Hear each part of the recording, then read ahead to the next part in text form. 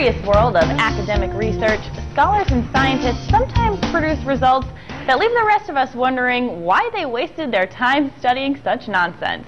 That's part of the thinking behind the annual Ig Nobel Prizes, which recognize unusual discoveries and research. The annual ceremony was held locally at Harvard last week. And here to talk about it is Peter Kerwin from the Rhode Island Higher Education Assistance Authority. Good morning, Peter. Good morning, Michaela. All right, I'm really interested to hear about these kind of nonsense Nobel Prizes. But first of all, who offers these awards and why do they do it, really? Well, there's a publication called the Annals of Improbable Research, and they organize this every year. And this year the tagline was actually, "For achievements that make people laugh first, then make them think."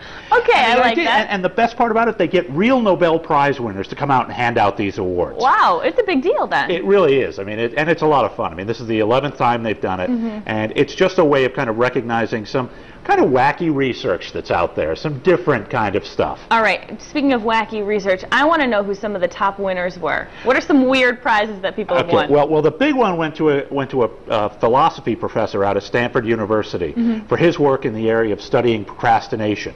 Okay. He wrote a paper on, now this is great, he wrote a paper, How to Procrastinate and Still Get Things Done. And it laid out this idea, this principle of structured procrastination. The idea being that you could get a chronically procrastinating kind of person to do a difficult or important task if you convince them that by doing it, it would help them avoid doing an even more important task. There you go. And the best part was that they awarded this to the guy who wrote the paper 15 years ago. So that's the real punchline here. I mean, that's excellent. fun. How about another one? There was a team of Japanese scientists who won the chemistry prize for finding the perfect balance for having airborne wasabi, because they created a wasabi alarm to wake people up in the event of a fire or some other problem. And really, who wants to be woken up by a noisy alarm? You want to be woken up by the smell of an airborne horseradish-based condiment. Oh yeah, that's how I want to start my day off every morning. It's great. Really quickly, how about one more? The